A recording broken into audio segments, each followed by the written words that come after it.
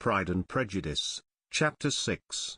The ladies of Longbourn soon waited on those of Netherfield. The visit was soon returned in due form. Miss Bennet's pleasing manners grew on the goodwill of Mrs. Hurst and Miss Bingley, and though the mother was found to be intolerable, and the younger sisters not worth speaking to, a wish of being better acquainted with them was expressed towards the two eldest. By Jane, this attention was received with the greatest pleasure, but Elizabeth still saw superciliousness in their treatment of everybody, hardly excepting even her sister, and could not like them, though their kindness to Jane, such as it was, had a value as arising in all probability from the influence of their brother's admiration. It was generally evident whenever they met, that he did admire her, and to her it was equally evident that Jane was yielding to the preference which she had begun to entertain for him from the first, and was in a way to be very much in love, but she considered with pleasure that it was not likely to be discovered by the world in general, since Jane united, with great strength of feeling, a composure of temper and a uniform cheerfulness of manner which would guard her from the suspicions of the impertinent.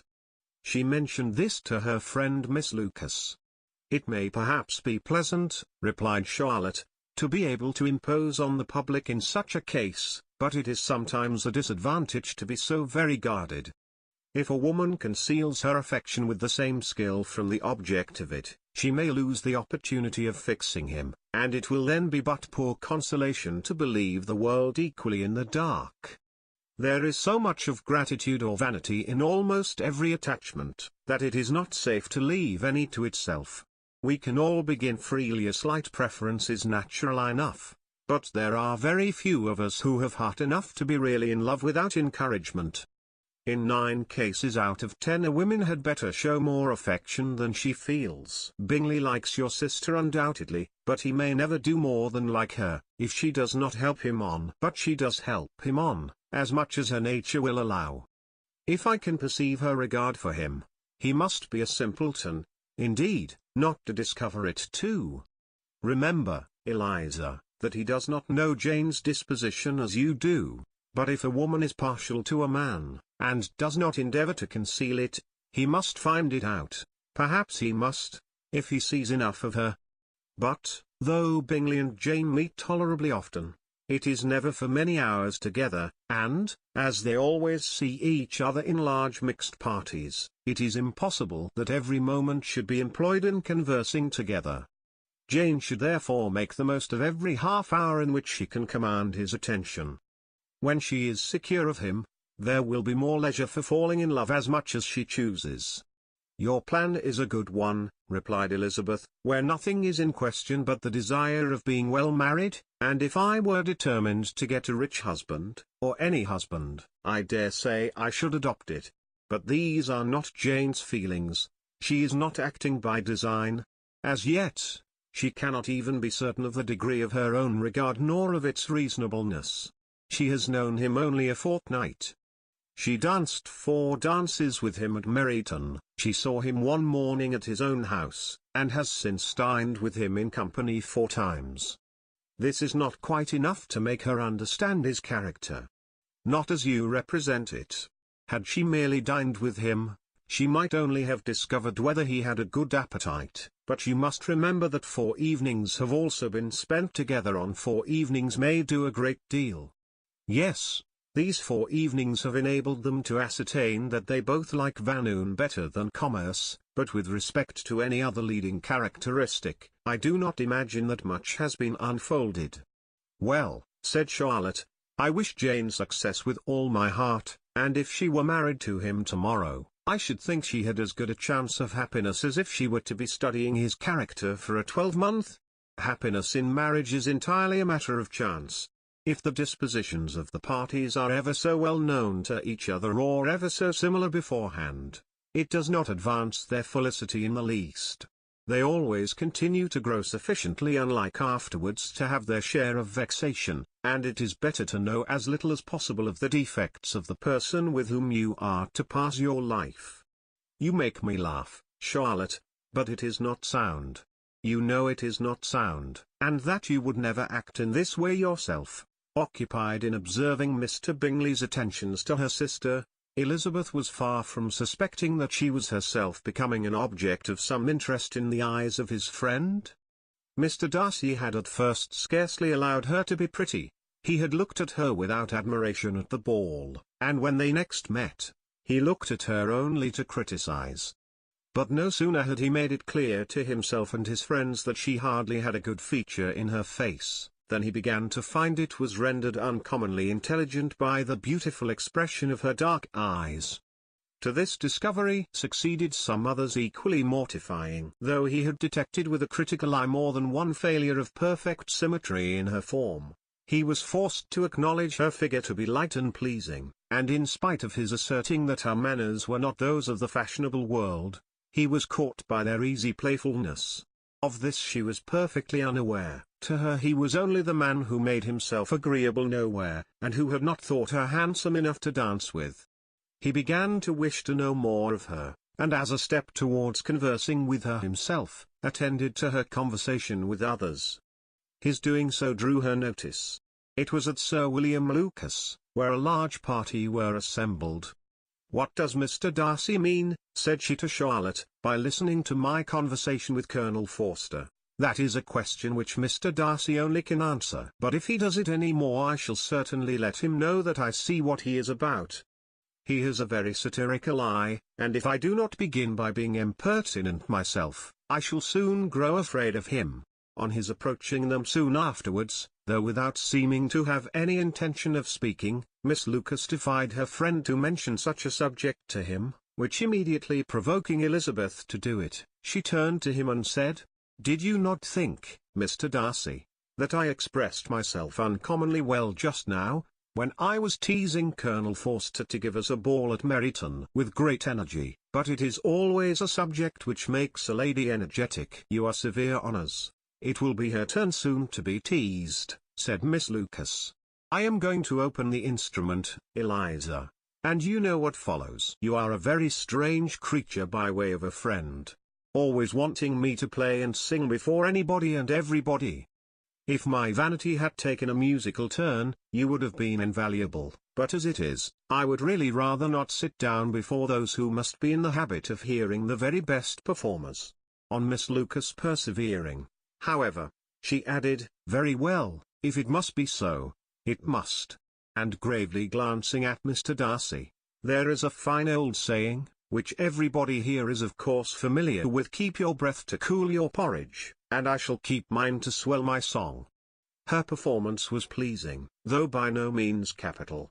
After a song or two, and before she could reply to the entreaties of several that she would sing again, she was eagerly succeeded at the instrument by her sister Mary, who having, in consequence of being the only plain one in the family, worked hard for knowledge and accomplishments, was always impatient for display. Mary had neither genius nor taste, and though vanity had given her application, it had given her likewise a pedantic air and conceited manner, which would have injured a higher degree of excellence than she had reached. Elizabeth, easy and unaffected, had been listened to with much more pleasure, though not playing half so well, and Mary, at the end of a long concerto, was glad to purchase praise and gratitude by Scotch and Irish airs, at the request of her younger sisters, who, with some of the Lucases, and 2 or 3 officers, joined eagerly in dancing at one end of the room. Mr. Darcy stood near them in silent indignation at such a mode of passing the evening, to the exclusion of all conversation, and was too much engrossed by his thoughts to perceive that Sir William Lucas was his neighbour, till Sir William thus began. "What a charming amusement for young people this is, Mr. Darcy. There is nothing like dancing after all. I consider it as one of the first refinements of polished society." "Certainly, sir, and it has the advantage also of being in vogue amongst the less polished societies of the world. Every savage can dance." Sir William only smiled. "Your friend performs delightfully," he continued after a pause, on seeing Bingley join the group, "and I doubt not that you are an adept in the science yourself, Mr. Darcy. You saw me dance at Meryton, I believe, sir?" "Yes, indeed, and received no inconsiderable pleasure from the sight." "Do you often dance at St. James's?" "Never, sir. Do you not think it would be a proper compliment to the place? It is a compliment which I never pay to any place if I can avoid it. You have a house in town, I conclude?" Mr. Darcy bowed. "I had once had some thought of fixing in town myself, for I am fond of superior society, but I did not feel quite certain that the air of London would agree with Lady Lucas." He paused in hopes of an answer, but his companion was not disposed to make any, and Elizabeth at that instant moving towards them, he was struck with the action of doing a very gallant thing, and called out to her, "My dear Miss Eliza, why are you not dancing? Mr. Darcy, you must allow me to present this young lady to you as a very desirable partner. You cannot refuse to dance, I am sure, when so much beauty is before you."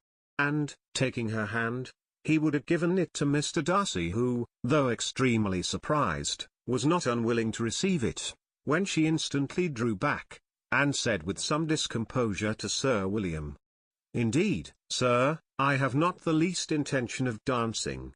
I entreat you not to suppose that I moved this way in order to beg for a partner." Mr. Darcy, with grave propriety, requested to be allowed the honour of her hand, but in vain. Elizabeth was determined, nor did Sir William at all shake her purpose by his attempt at persuasion. "You excel so much in the dance, Miss Eliza, that it is cruel to deny me the happiness of seeing you, and though this gentleman dislikes the amusement in general, he can have no objection, I am sure, to oblige us for 1/2 hour." "Mr. Darcy is all politeness," said Elizabeth, smiling. "He is, indeed, but, considering the inducement, my dear Miss Eliza, we cannot wonder at his complaisance, for who would object to such a partner?" Elizabeth looked archly, and turned away.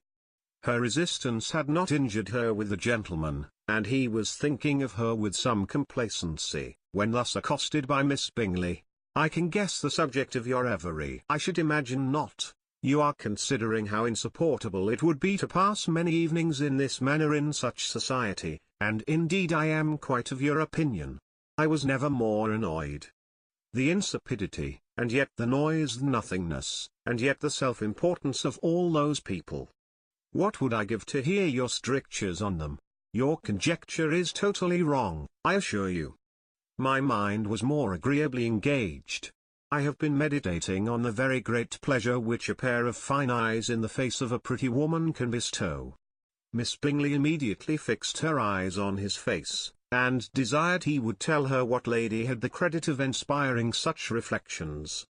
Mr. Darcy replied with great intrepidity, "Miss Elizabeth Bennet, Miss Elizabeth Bennet," repeated Miss Bingley.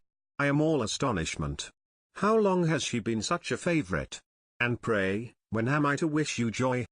"That is exactly the question which I expected you to ask. A lady's imagination is very rapid, it jumps from admiration to love, from love to matrimony, in a moment. I knew you would be wishing me joy. Nay, if you are serious about it, I shall consider the matter is absolutely settled. You will be having a charming mother-in-law, indeed, and, of course, she will always be at Pemberley with you." He listened to her with perfect indifference while she chose to entertain herself in this manner, and as his composure convinced her that all was safe, her wit flowed long,